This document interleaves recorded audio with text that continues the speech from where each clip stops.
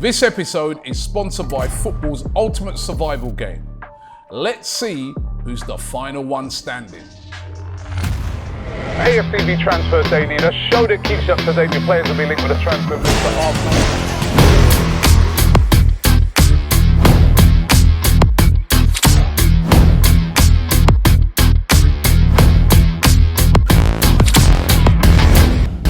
Welcome along to AFTV Transfer Daily, the show that keeps you up to date with players that have been linked with a summer transfer move to Arsenal. As I keep saying day by day now, the window is rapidly moving. This is the last month of the summer transfer window. Don't I know it, because I've been here every single day since the 1st of June and here every single day right up until the 1st of September when that window shuts, 7 p.m, right? Can Arsenal get the business that they want to do done? They've done well so far, but please round it off well, Arsenal. Can they do it? This is what we're here to find out. Just for that, don't forget, final one standing. If you want to get involved, time is running out. You have to get your entries in before the first game of the season. And I'm not on about the game on Friday because you can't include that game, the Liverpool game. It starts from Saturday. So you have to get it in before that kickoff on Saturday.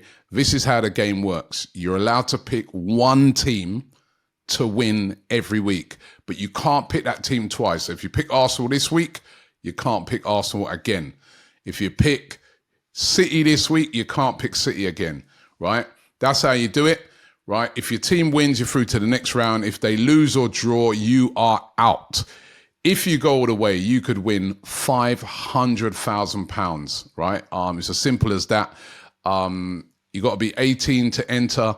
Terms and conditions apply. Please gamble responsibly. You lot are always in the comments saying that we don't know ball. Well, now it's your chance to prove it. Could you predict the Premier League if we offered you £500,000 to do it? We've partnered with William Hill to bring you final one standing. The rules are simple. Pick a Premier League team every week. Win, you stay in. Lose or draw, you're out. But you can only pick each team once. It's free to play, and there's £500,000 up for grabs. That's right, £500,000. Perfect. You need to have a William Hill app to play, so scan the QR code on the screen or hit the link in the description below to get involved. 18 plus, UK only. Please gamble responsibly. Terms and conditions apply, and full terms are in the link below. Let's see who's the final one standing.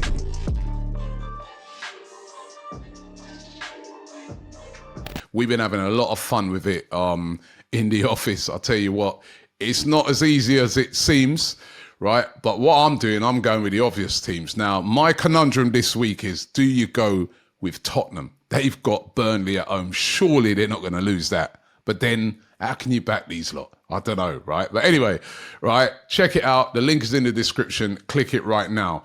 Talking of Tottenham, the big news yesterday, of course, was Tottenham in talks with Eberechi Eze and his agents. Widely reported yesterday, Fabrizio Romano, one of those reporting it, saying that, Eze would be keen on a move, right, to Tottenham Hotspurs.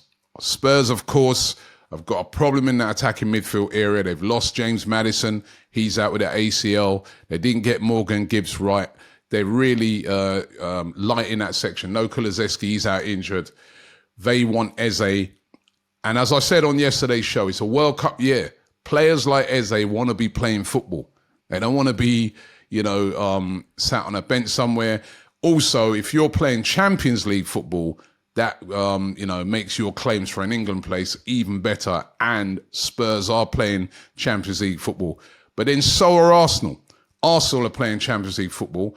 Arsenal are more likely to launch a bigger campaign in the Champions League and also in the league than Spurs. It's a higher profile team. We know that. Listen, all, rivalries aside. And Eze used to be an Arsenal player, famously left the club as a youngster when he was at the academy, would love to come back.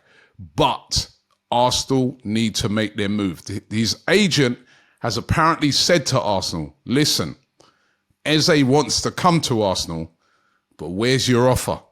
If you don't come with a good offer, to Palace, if you don't make your move and Spurs make their move, as much as he'd love to come, he'll go to Spurs.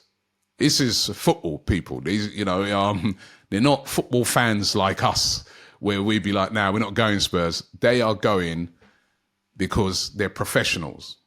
You go and play for Spurs, you get a chance to play for England. Listen, Harry Kane was a massive Arsenal fan. There's the famous pictures of him at the parade with his hair dyed red, right? But he left to go to Tottenham, right?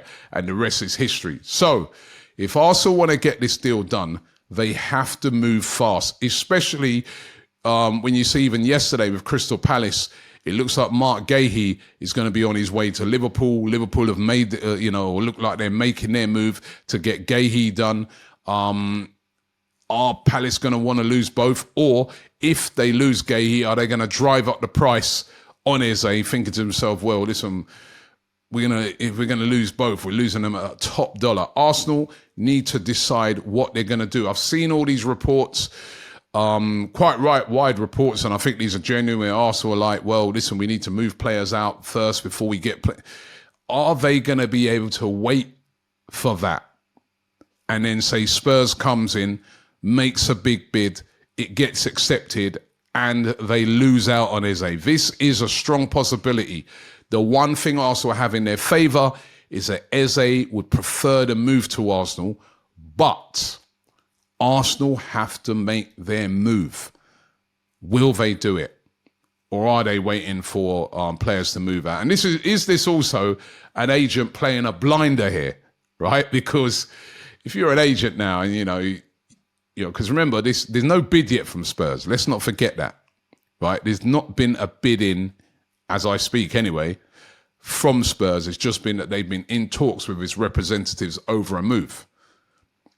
The agent could quite easily have, put it out there to Romano and various people. Yeah, we held talks with Spurs yesterday and, Eze's open to it, right? But, he'd rather go Arsenal, but he's open to it. This is a blinder from an agent, isn't it? An absolute blinder, right? Now, all of a sudden, the Arsenal fan base have got, Arsenal under pressure to get this done. And the Tottenham fan base have got Tottenham hierarchy under pressure to get it done for them. Brilliant from the agent. Well done. Classic agent move, but the reality of it is he is going to move somewhere. Where is it going to be and who's going to lose out? This is what we're going to find out.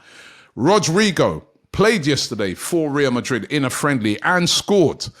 So that was encouraging. Nice little goal as well.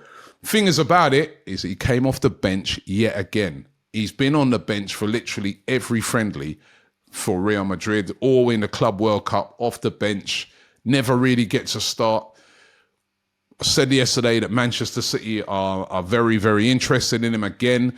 They are showing lots of interest. They're losing Savinho probably to Spurs. Grealish has gone on loan to Everton. Wages freed up, funds freed up. You know that City, the way they do business, they always got money to spend. So they're very interested in signing. But TBR also reporting today that Arsenal have already held talks with the representatives of Rodrygo about making a signing of him. Now, again, holding talks with representatives and putting in bids and making moves are two completely different things. As I say, with the Eze deal and with this. But Arsenal have reportedly held talks already with Rodrygo's representatives about a move. It certainly looks like Real Madrid will let him leave this summer. Again, it's a World Cup year for him as well. And you're not starting at Real Madrid, and your chances of starting are lesser and lesser with the amount of firepower that they've got. Where is he going to decide to go to? And will Arsenal stomp up the big fee and the wages, especially when we keep hearing that they've got to sell players in order to get a player like, say, even an Eze in? Rodrygo will cost even more money. So that one is going to be one to keep an eye on. But Rodrygo, don't rule Arsenal out of the Rodrygo move yet. Certainly, there's a lot of people that I was chatting to yesterday that they're like, Robbie, Rodrygo would actually be a better move for Arsenal. Number one, world-class player. Number two, he's a left winger. Eze isn't really a left winger. Yeah, he can play there, but he's more of a number 10 than a left winger. If you get Rodrygo, that's better for the balance of the team. And they do have a point. Personally, I prefer Eze, but either of those two would be unbelievable for Arsenal. Either of them. But who are they going to get? Will they get any? That's what's remained to be seen. Outgoings is a big thing, as I keep saying, day in, day out. Jakub Kiwior, the latest player to be linked, well, this has been linked all window with a whole host of clubs right around Europe. But now Crystal Palace are interested in signing him, according to a lot of sources, saying that they would like to bring him in as a replacement for Mark Gahey, who's Liverpool bound right now. Listen, if that was the case, again, that would be a bargaining tool that Arsenal could use in trying to get a deal done for Eze. There are a lot of clubs, as I said, interested in signing Jakub Kiwior, but the latest one, as I said, is Crystal Palace, rumoured to be interested in signing him to replace Mark Gahey. It would make sense. He's a good player. Reiss Nelson is, this sort of Fulham saga has been rumbling on for a long time now. Fulham, we know, want Reiss Nelson, but they want him on loan. And they're trying to structure a sort of loan deal with Arsenal, sort of an initial loan deal, then they buy him. There's even been reports that Reiss Nelson is, his preference is just to be loaned for 1 year and then come back to Arsenal again. Like, that's not what Arsenal are going to want. They're going to want to try and sell him. He's got a contract until 2027, but remains to be seen how they're going to structure that deal for Reiss Nelson. Certainly he's on the move. He didn't play the last end games of Arsenal's pre-season. They're obviously protecting him because they don't want him to get injured. Fulham's still really interested. And Leandro Trossard, he's the other player that is gathering a lot of interest from a lot of clubs. Still, as we know, not signed a new deal with Arsenal, and his contract runs out at the end of this coming season. So next season, he will be a free agent. Galatasaray, the latest club to show an interest in signing Leandro Trossard. Certainly looks like a player that Arsenal are going to be able to bring in money for if they decide to sell him. As I said, no new deal yet for him. He's changed his agents, as we know, but no new deal yet for Leandro Trossard. So lots of moving parts in this transfer window. Who are Arsenal going to get in and who are they going to move out? That is the thing over this last month of the transfer window that we are going to find out. Thanks for watching. Don't forget to check out all of our content that we've been making ahead of that big game against Manchester United. An excellent episode of We Come in Peace where we've got a Chelsea fan, Man City fan, Liverpool fan, Spurs fan and Arsenal fan. All of us discussing who's going to win the league, who's going to come in the top six. Really fascinating what other teams are saying about Arsenal this season. Go and check that out. That's out right now. Thanks for watching the show and I'll see you tomorrow.